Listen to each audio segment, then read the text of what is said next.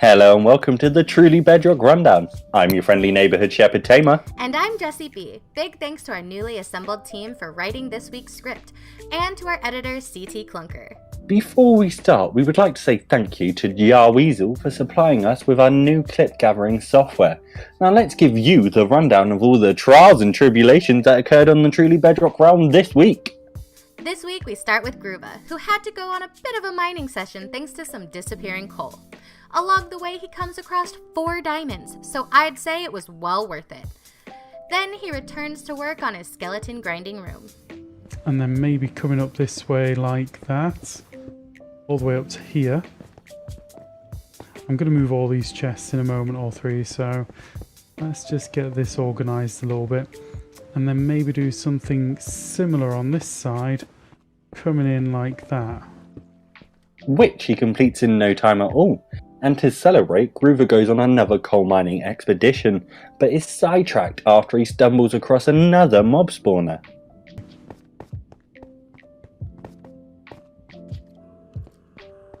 See, you hear all that noise? That is the sound of me going to die. Okay, so I've managed to secure this spawner.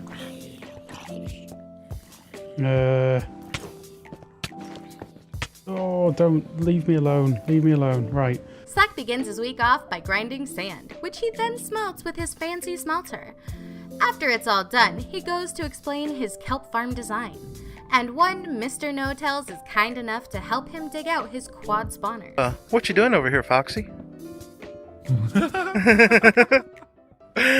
Fancy meeting you over here. What are you talking about? Yeah, there's nothing special over here that we're both happen to be working on today, would there be? Well, Slack. Let me let you in on a little secret. What's that? What's that? I just happened to have stumbled across these 4 spawners that are very, very close to each other.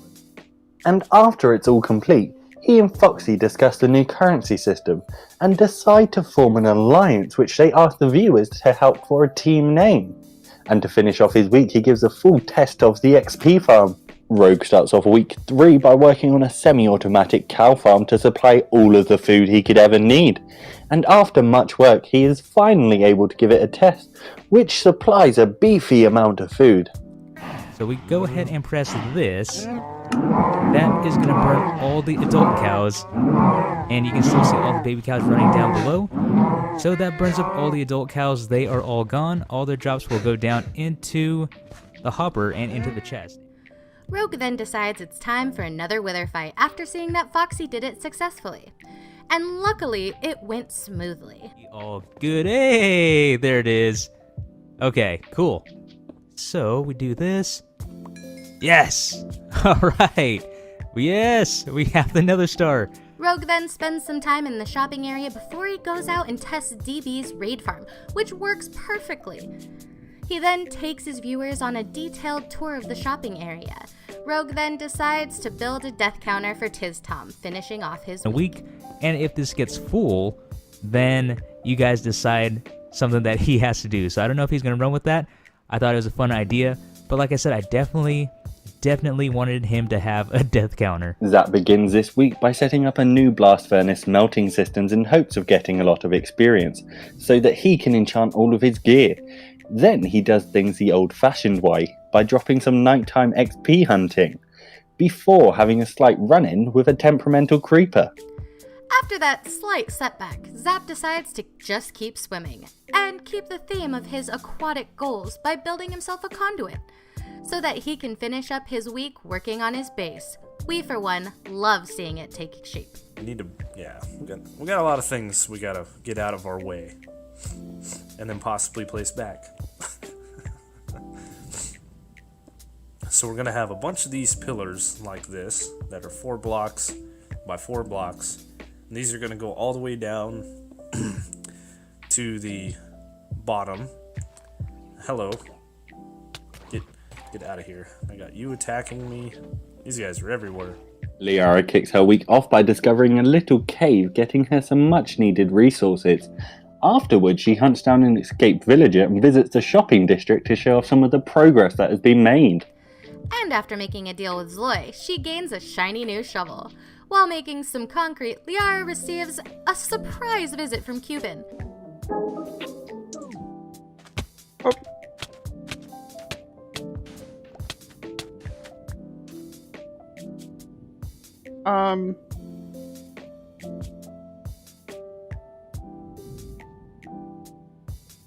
Someone just dug out the bottom of the pillar that I'm on.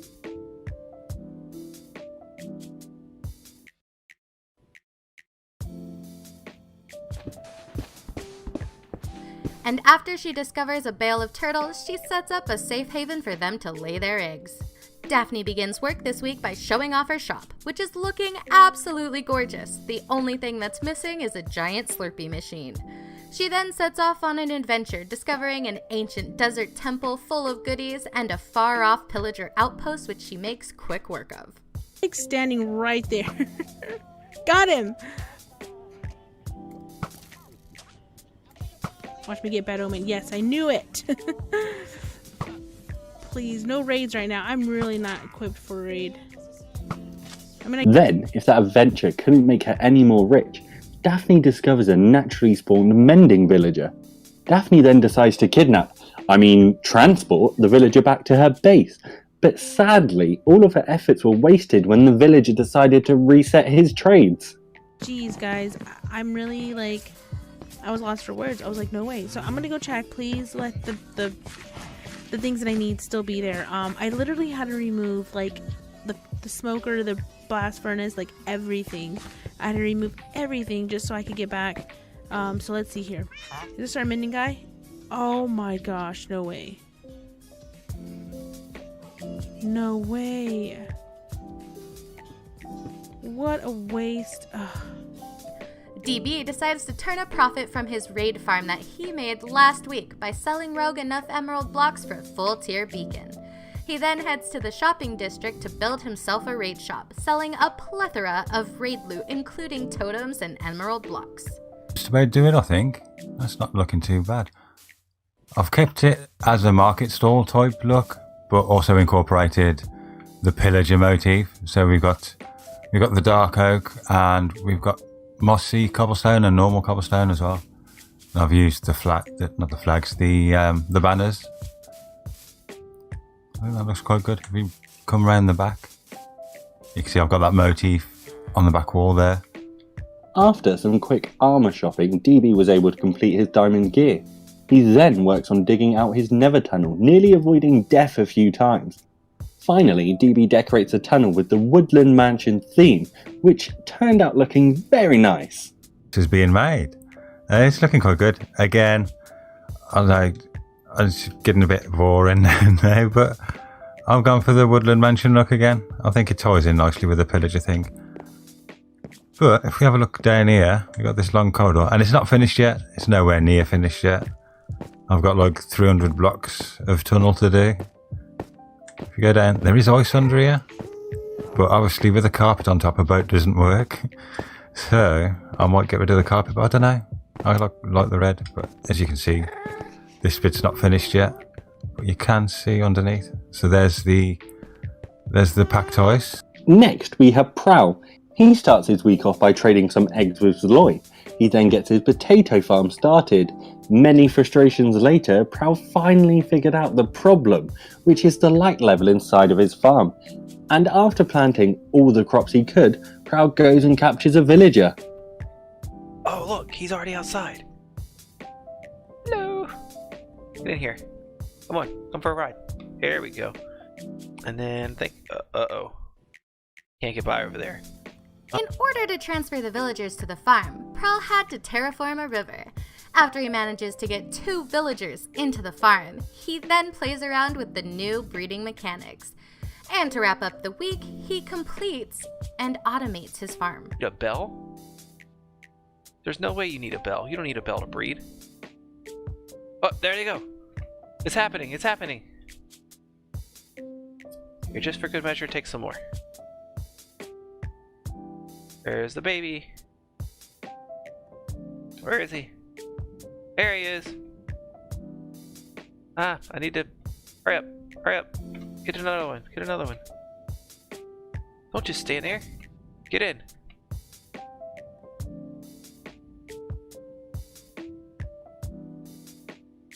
There we go.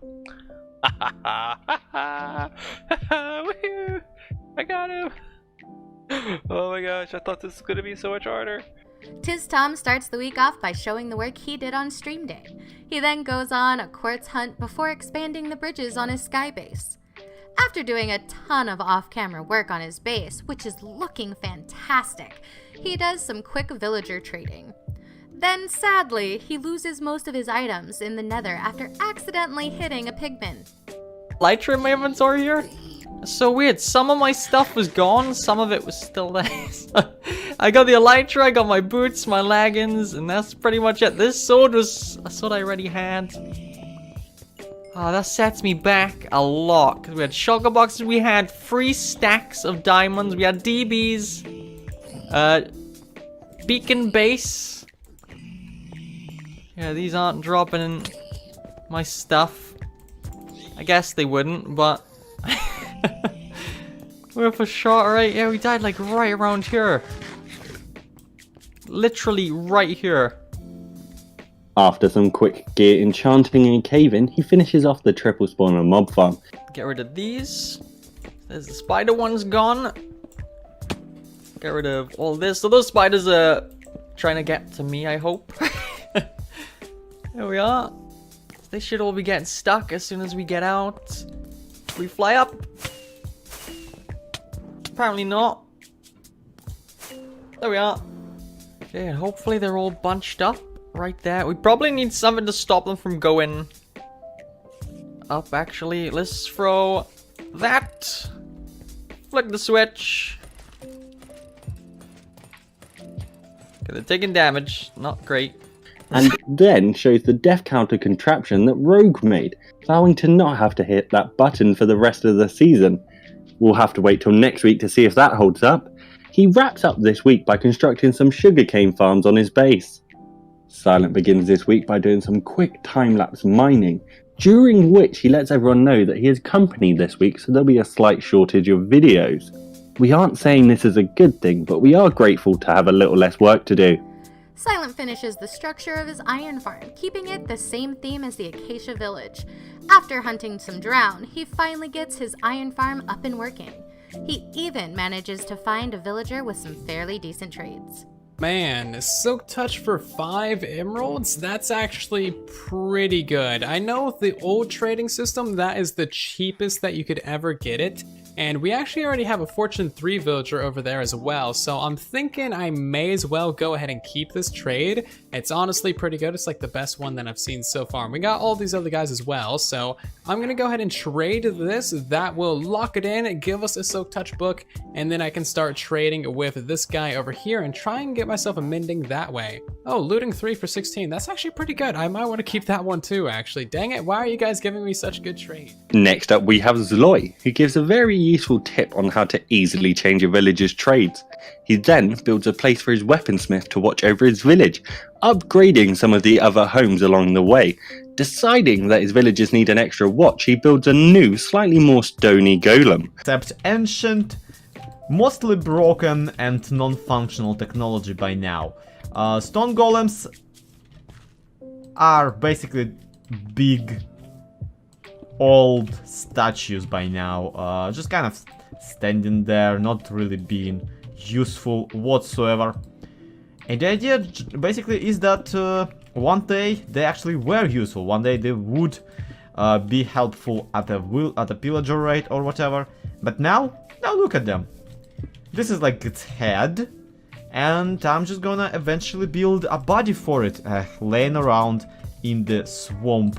Zloy then takes a visit to the shopping district to see all the new builds and changes. Zloy and Liara work on a test design for the Truly Bedrock Bank. Then, the town of the Revive is struck by a piece of the moon. Revive is mildly on fire at the moment, and I'm really happy that the fire spread is off, so bear with me here. This is not even the first time this happened.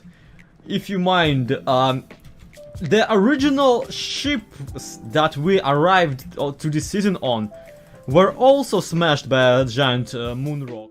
After that unfortunate incident, Zloy reveals his plans for the Nether Hub, and after some impressive work on the tunnels, Zloy discusses plans to improve the stronghold, as he's never seen it done before. Is a stronghold under our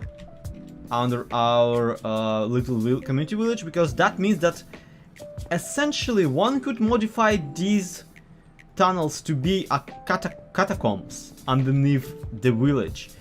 And to end off the week, Zloy teases us with the new comment library. Last but certainly not least, we have Foxy No-Tail, who after explaining his raid plans and fighting the pillager chief, returns back to his base with the bad omen effect. After a short mental breakdown, many deaths, and much frustration, Foxy gets his revenge, finally gaining Hero of the Village. You go over here and say, "Oh, Iron Golem! This stood right next to you. Why do you whack me, but you're not whacking him? Look! He's doing bad things to you. You don't even get. Ah! No, he hit me! You hit me, you wazzock! You hit the Oh, jeez, guys, it's like you want to die." Foxy quickly checks things out in the shopping district and buys a massive quantity of glass from Tiz. Thank you very much, Tiz. Pleasure doing business with you. After ending his village's escape attempt, he tries to make amends with his village. There we go, guys. Lots and lots of tasty carrots. Pick them up, throw them about. Have yourselves a little carrot party. And have a go at getting rid of all the beds again. And then there'll be the only one bed in this area, and that's the one that guy's in. And let's see if that helps. He also helps Slack dig out 4 spawners and installing the water system. To wrap up his week, Foxy decides to surprise Slack by decorating the spawner area. Okay, there we go. I've now finally linked them all up and I've made all of the rooms look a little bit better. They're all very plain. We need some serious decoration over here, but the whole thing should now work. TNC, BJ, and Bluejay didn't upload before our cutoff date, so we'll have to catch them all next week. Well, that's all for us this week. Be sure to hit that like button and follow us on Twitter for all of the latest updates. We hope that you have a truly amazing day. Goodbye!